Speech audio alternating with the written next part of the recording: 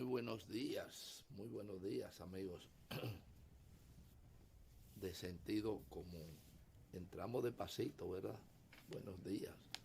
Después de el conteo de 3, 2, 1, aquí estamos con ustedes una vez más en su programa Sentido Común.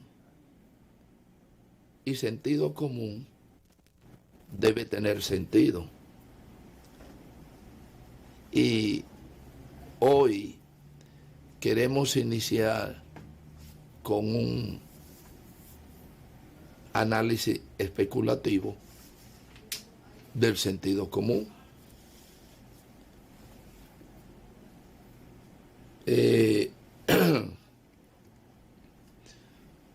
Vamos a calcular algo que yo quiero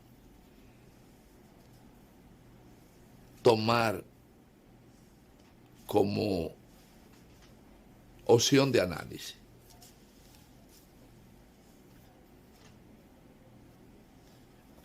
He visto, como ustedes también, una exhibición de bienes que se ha hecho aquí en los últimos 20 años. Los últimos 20 años son del 2000, del 99 acá.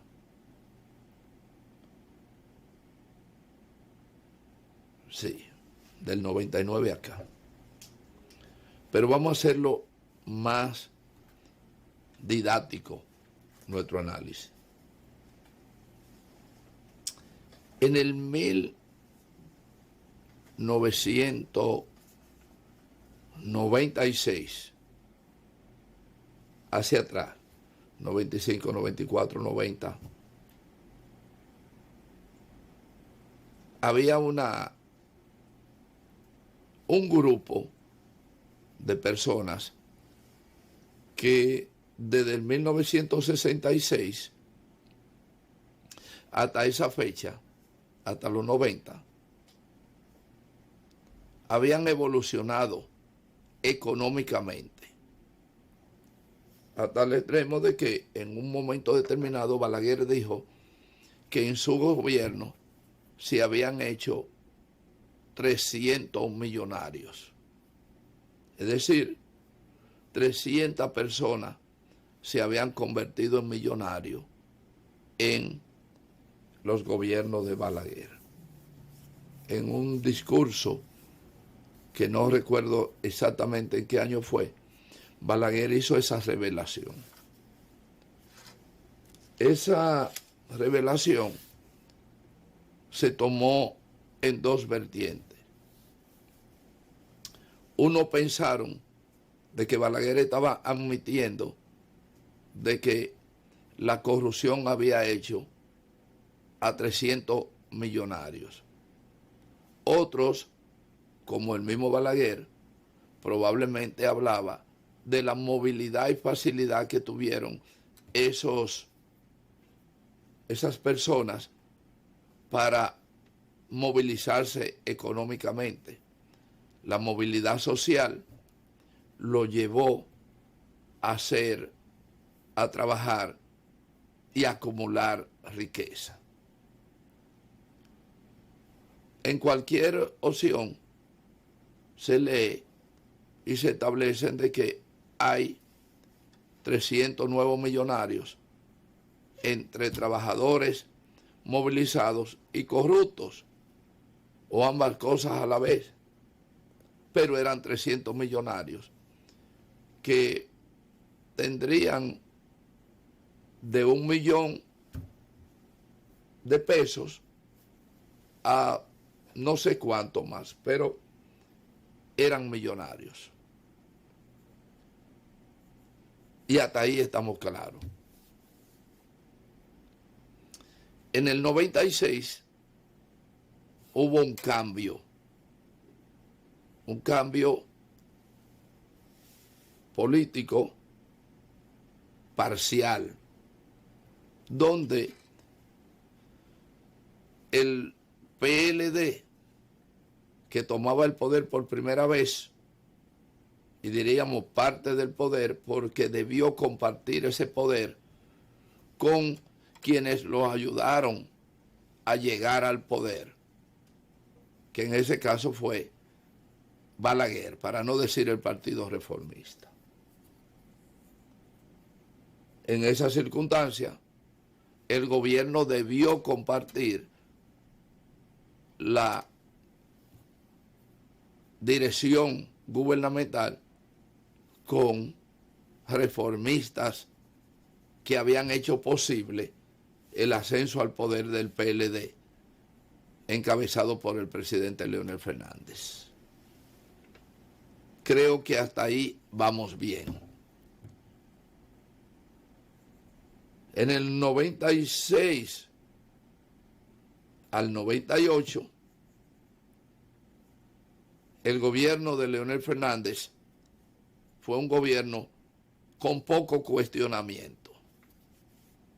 Y los funcionarios que tuvieron esos 4 años, se puede decir que en una gran parte salieron del poder, entregado entonces a Hipólito Mejía con pulcritud,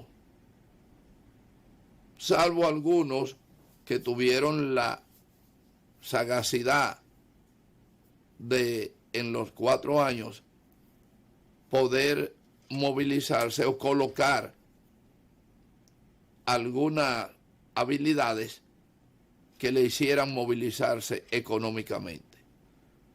Y no solo en el marco corruptivo, probablemente con la indelicadeza de aprovechar algunas relaciones por haber estado en el poder, y eso lo llevaba un poco a traficar con influencia. Ese tráfico de influencia tiene 2 vertientes, uno casi natural en nuestro país y otro que es ya de carácter punitivo en el orden moral. Pero podremos pasar el paquete con un 70, un 75 o hasta un 80. Es decir, que no se produjo un brote de corruptela que pudiera ser tomado en cuenta para pasar un examen. Estoy hablando en 96 al 2000. Llegó el gobierno de Hipólito Mejía. El gobierno de Hipólito Mejía, que venía con otra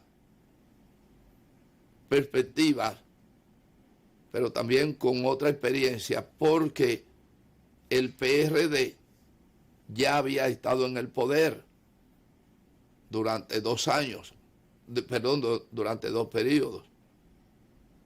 Entonces, una parte de esos PRDistas que vinieron con el gobierno de Hipólito Mejía sí tenían algunos entrenamientos ya en el orden del manejo administrativo, tanto en la diafanidad como en la perversidad. Y obviamente, pues, en esos gobiernos, en el gobierno de Hipólito Mejía, hubo también algunas manifestaciones de corrupción que no tuvo una mayor trascendencia, porque solo fue por 4 años, y en el peso de lo que sabían y lo que no sabían, pues hubo un equilibrio. Después de Balaguer, ya han pasado 2 periodos gubernamentales, uno de Leonel Fernández que pasa un examen con buena nota, y el segundo de Hipólito Mejía, que pasa un examen pero arrastrándose, es decir, en la frontera ya para pasar, porque tenemos que ser justos y entendemos que sí, el gobierno de Hipólito Mejía dividió en dos su periodo gubernamental. 2 años que fueron bastante buenos y 2 años que realmente fueron sumamente malos, basado en diferentes motivos que no entramos a analizarlo, porque nos iríamos por otro lado. En términos real, podríamos decir que el primer gobierno de Leonel Fernández y el segundo gobierno de Hipólito Mejía, pues fueron gobiernos que juntos promediaban el paso del examen como gobierno relativamente bueno. Eso es quitándole algunos puntos a ambos, aunque menos a Leonel Fernández que a Hipólito, por lo que ya dijimos. ¿Qué ocurre? Que al cierre del gobierno de Hipólito Mejía, que tuvo la fatalidad de los últimos 2 años de su gobierno muy malo, entonces recibe de nuevo el presidente Leonel Fernández, que obtiene la victoria sobre el candidato de entonces, que era Vargas Maldonado. Ese periodo de gobierno de Leonel Fernández ya no fue como el primer periodo. Ya algunos funcionarios que venían del entrenamiento y el letargo de haber estado en la primera opción, ya venían con otra intención. Y algunos de ellos, hablo claro en castellano, algunos de ellos utilizaron el mal aprendizaje y lo aplicaron durante el gobierno, el segundo periodo de gobierno de Leonel Fernández. Y lo aplicaron con creces. Y eso mismo que continuaron, porque Leonel Fernández se reelige, entonces arreciaron. Y una parte importante de ese gobierno, de los gobiernos de Leonel Fernández, se aprovechó de las facilidades del gobierno y se enriquecieron de manera exagerada. Y no solo se enriquecieron, sino que patearon a las bases donde se apoyaron para enriquecerse e ignoraron sus orígenes, y de esa manera se afianzaron económicamente en esos 2 gobiernos. De esos 2 gobiernos del presidente Leonel Fernández último, una buena parte de funcionarios pasó a ser funcionario del gobierno, del primer gobierno de Danilo Medina. Y una parte de ellos continuaron con las facilidades y otros aprendieron. Y se embelecieron.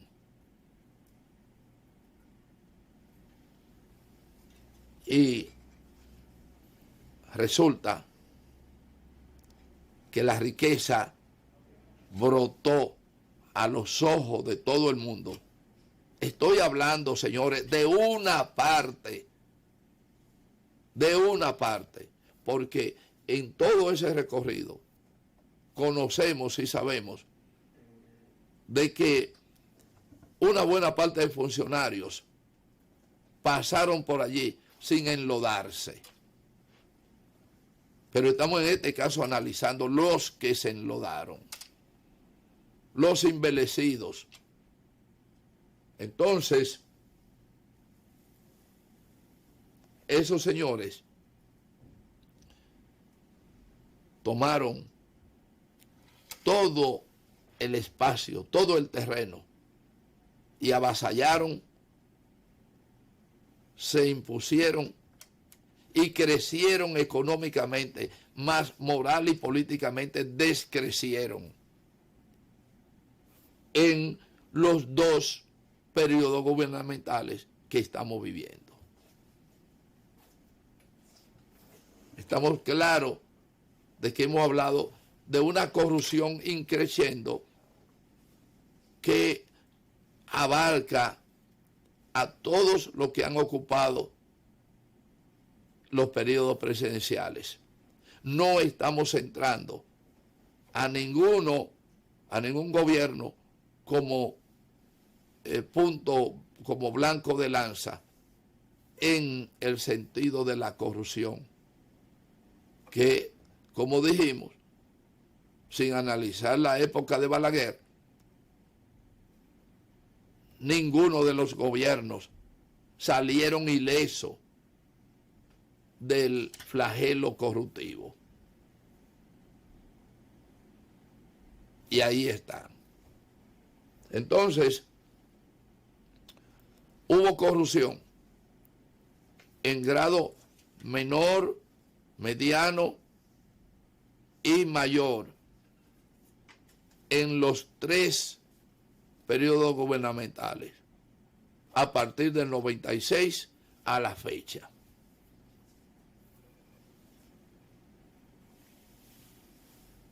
Y si alguien piensa que estamos exagerando, tenemos el 809-519-4974.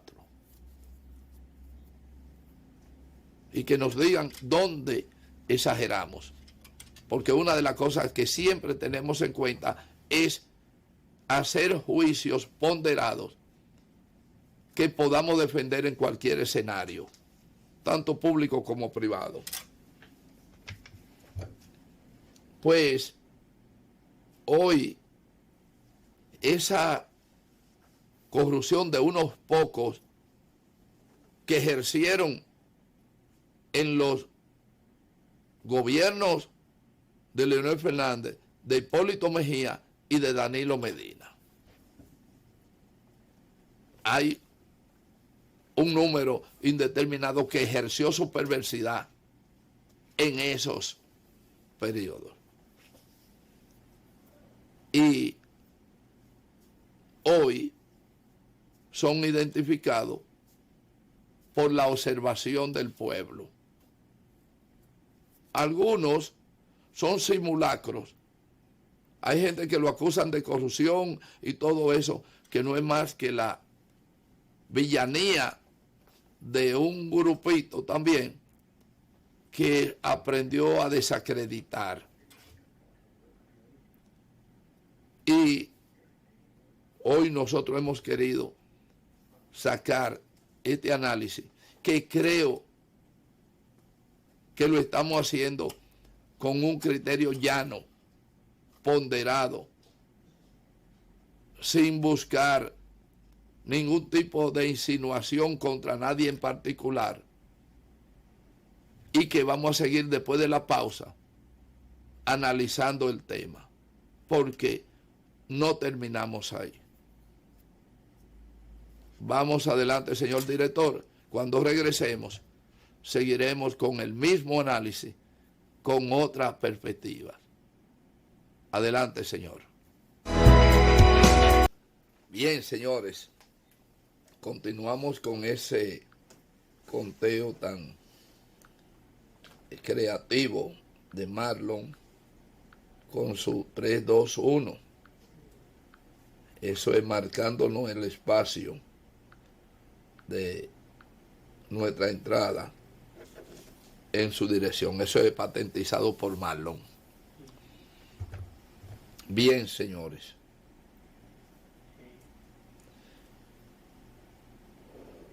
Ya, si usted ha permanecido con nosotros, sabe por dónde vamos y vamos a continuar. Pero antes queremos decirle lo siguiente. Algunos amigos y televidentes me señalan algunos cambios que debemos hacer en el orden de la mañana. Y yo creo que tienen razón en eso, pero quiero que sepan también una cosa. Nosotros, cada uno, dicen cada loco con su tema. Y yo desde hace un tiempo me he dispuesto a servir desde esta trinchera en algo que sea educativo, productivo, sano. Y me he creído maestro de algunos y alumno de otros. Y como tal, yo he tenido la fortaleza de utilizar el tiempo de estas madrugadas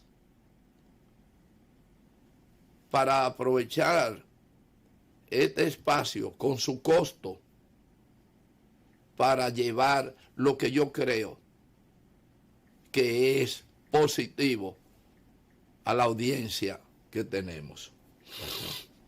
Por eso es que hablamos de la forma en cómo lo hacemos, pausado y reiterativo, con el fin de dejar algo que intentamos hacer. No sé si lo logramos, pero lo intentamos hacer.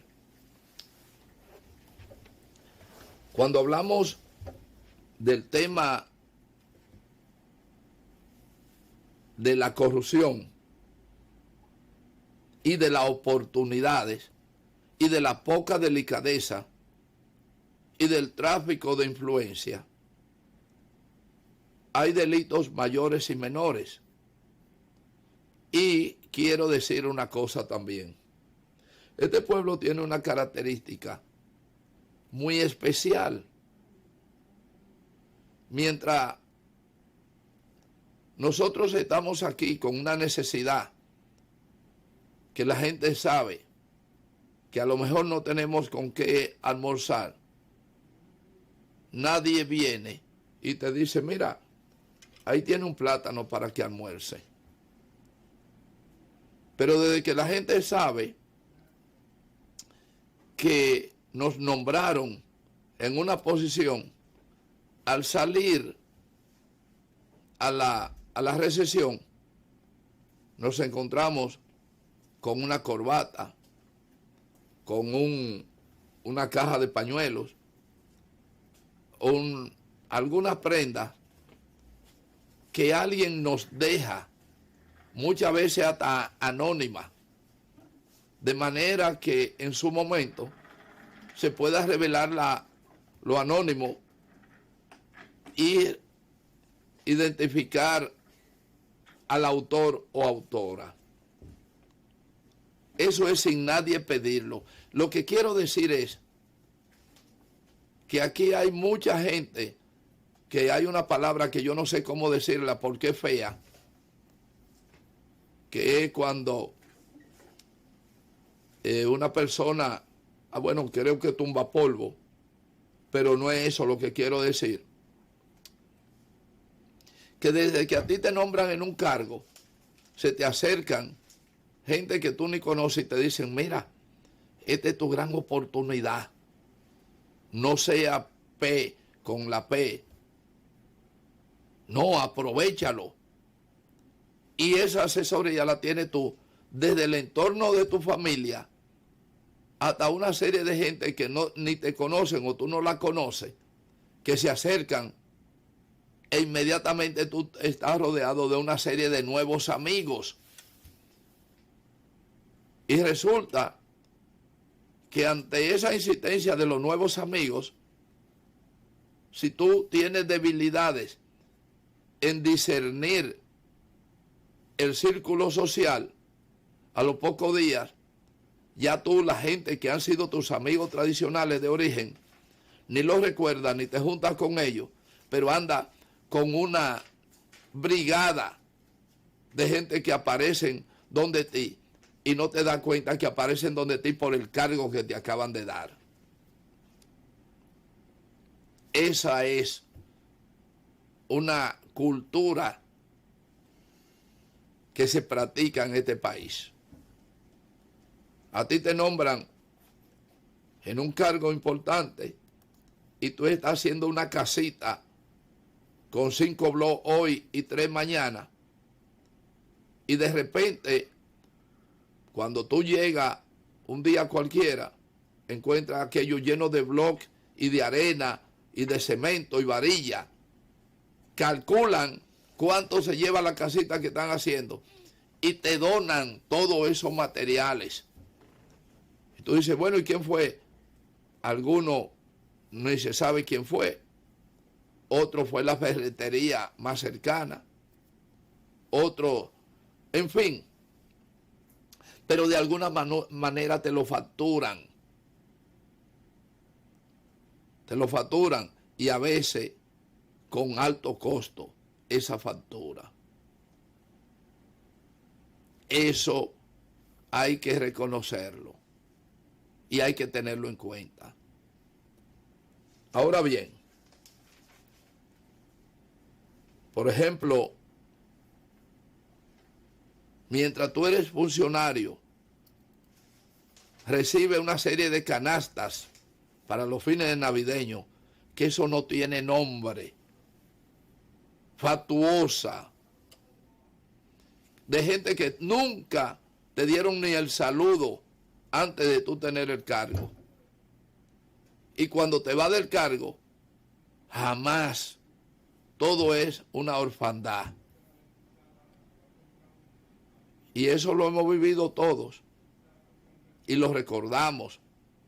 A veces con humor y otras veces con tristeza. Pero bien, ¿a dónde que vamos? Vamos a hablar de personeros a quien desde luego no vamos a decir sus nombres, que en el 96, 95, 96 y aún en el 98, 97,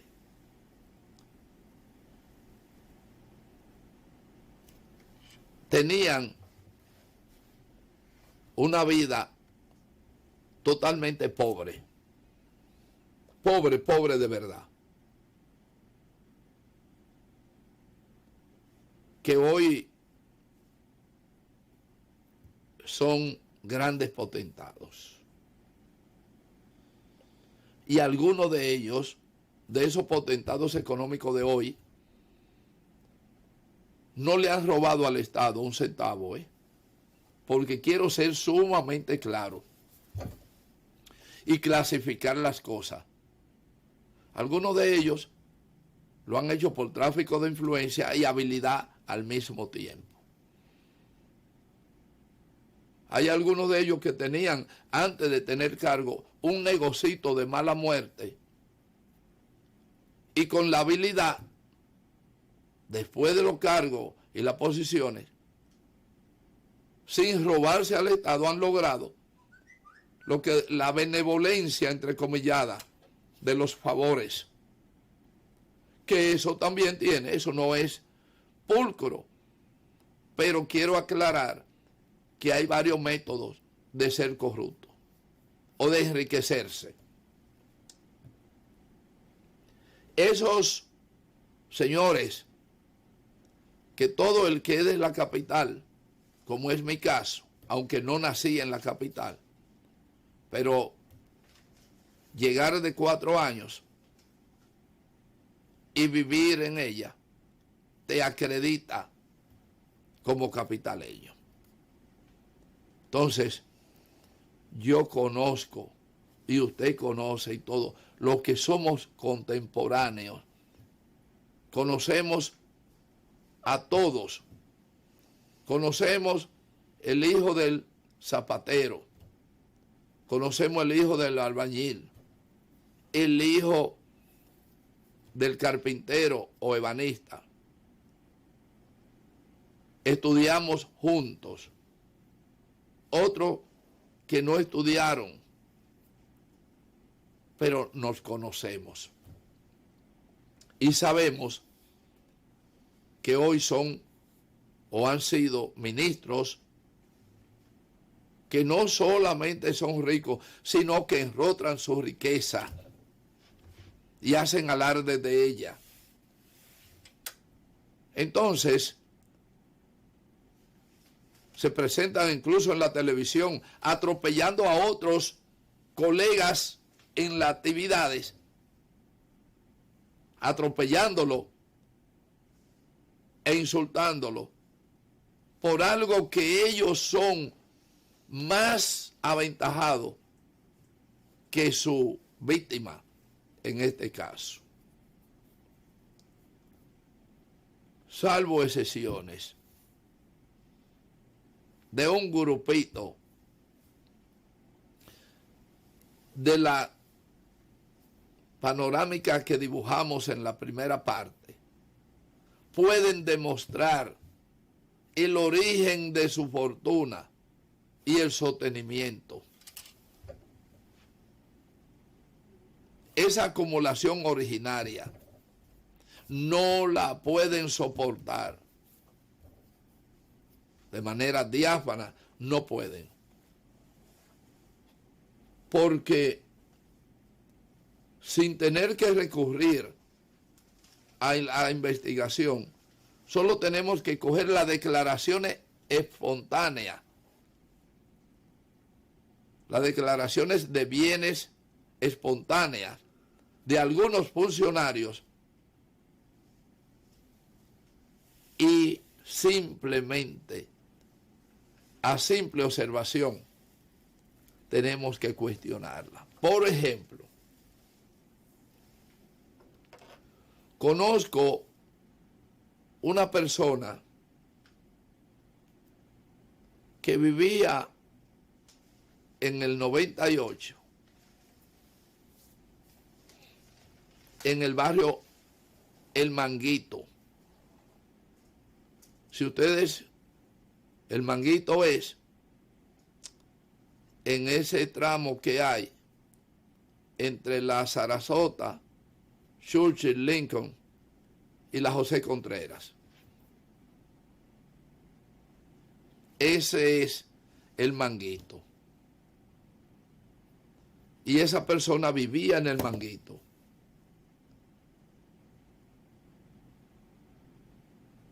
Y es una persona trabajador, incansable.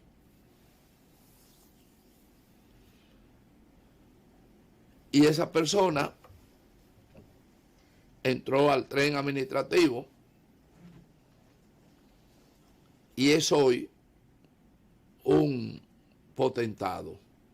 No voy a decir el cargo que tiene porque por razones de carácter ético legal.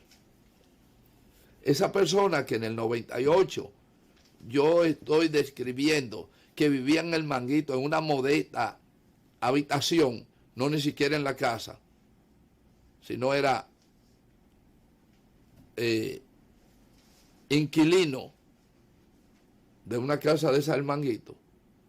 En sus declaraciones de bienes hoy, oigan bien, en sus declaraciones de bienes hoy tiene 156 millones de pesos.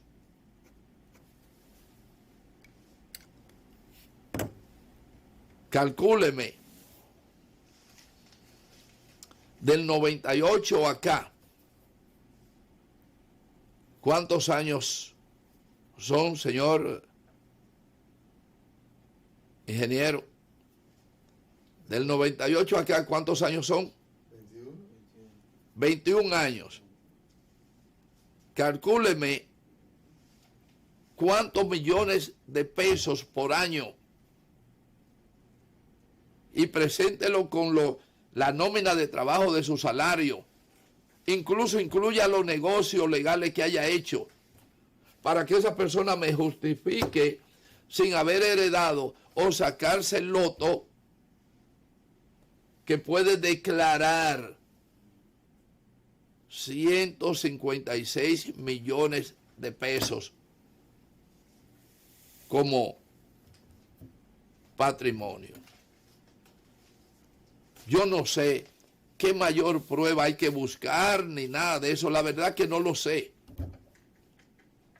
Ahora, estoy hablando de una persona. Yo no sé si usted conoce otro más, pero supongo que hay varios que no pueden justificar lo que tienen con relación a lo que ha sido su origen, su vida y todo. Ojo, que no estamos diciendo bajo ninguna razón. Yo quisiera tener no 156, quisiera tener 500 millones. No estoy condenando el hecho de que tengan. Lo que estoy refiriéndome es a cómo lo han obtenido y la conducta que tienen frente en este momento a ayudar a que otros por lo menos coman. Pura y simplemente. Aquí hay gente que tiene dinero, mucho dinero, y podemos decir que lo han hecho trabajando, porque aquí no todos son corruptos, como dijo o como se ha dicho. No es verdad. Lo han hecho trabajando con grandes habilidades. Algunos han sido prestamistas, usureros, ya eso es otra cosa. Prestan 10 para 25 y si no te quitan la gallina. Pero eso ya es otro tipo de corrupción moral que la tendríamos que ver en otro contexto. Estamos hablando de la corrupción estatal, de la corrupción institucional. Porque hay otros que son corruptos del sector privado, que son lo más del sector privado, que no lo tenemos dentro de este contexto. Estamos hablando del erario público. Estamos hablando del funcionario que propicia por un dividendo que el Estado compre más caro y de menos calidad para obtener ventajas comisionadas. Y otra cosa más. Y eso es lo que hemos querido destacar en el día de hoy. Señor director, vamos a una pausa. De nuevo regresaremos con más detalles en sentido común.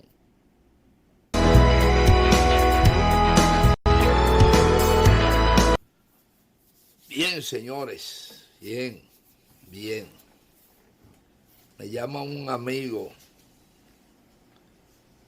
que me está fustigando, que me dice que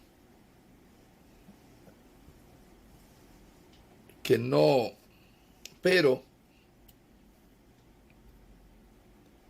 Oscar, déjame decirte una cosa.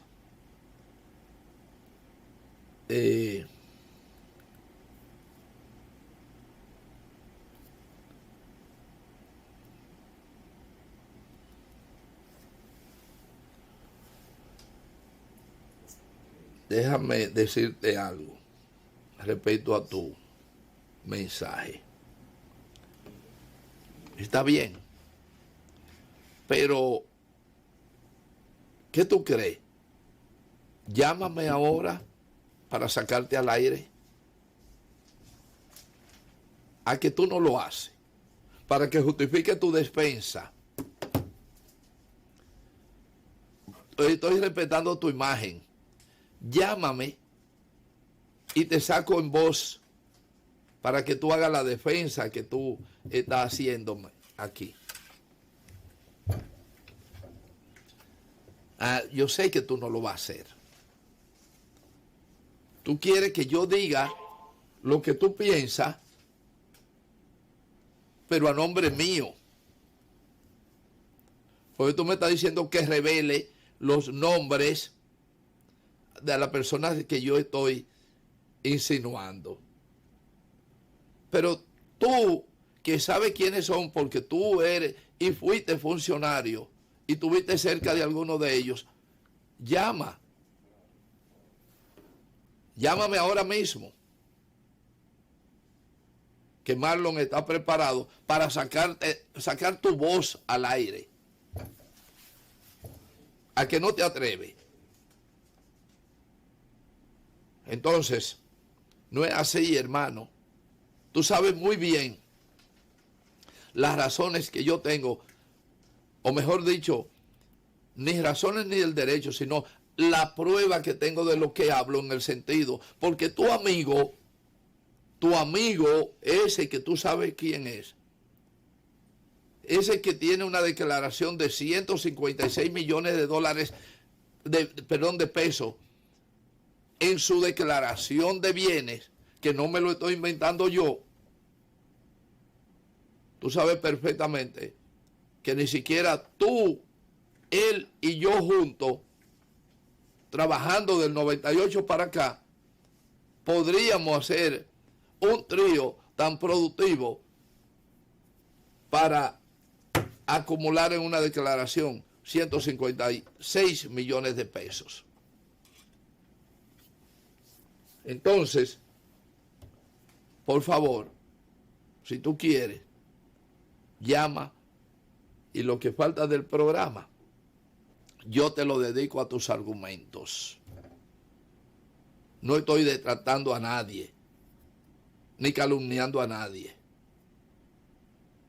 Simplemente estoy diciendo que no hay forma de probar los bienes que tienen aquí varias personas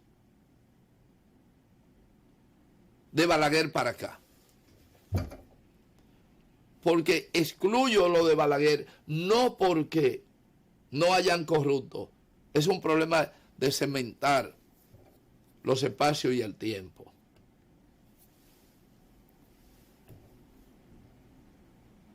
Aquí, este país es muy pequeño. Y todos saben que el carro X de lujo, la jipeta, que sacó Perencejita de tal, es de fulano de tal. Y esa Perencejita de tal, todo el mundo sabe que no tiene ni ha tenido nunca para comprar la jipeta en que anda. Y todo el mundo sabe quién se la pagó. O todo el mundo sabe aquí cómo se maneja el testaferrato feminismo.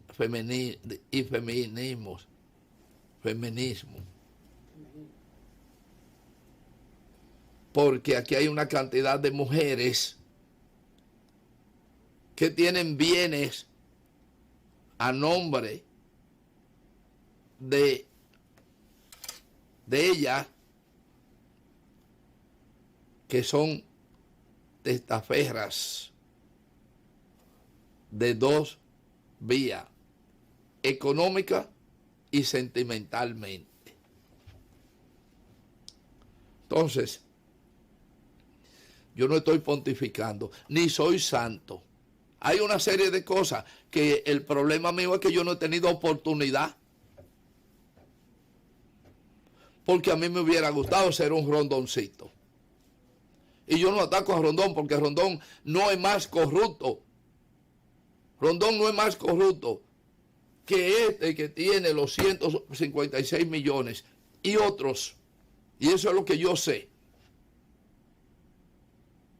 Rondón no ha sido funcionario del gobierno, pero todo el mundo lo enfoca. Rondón ha sido un trabajador con habilidad que ha aprovechado a los corruptos. Pero Rondón no hizo corrupto a nadie. A los que supuestamente Rondón le dio dinero, ya eran corruptos. Ah, pero ese sí viene de abajo. Pero ese puede demostrar, él puede demostrar, sin que tenga una penalidad, lo que tiene.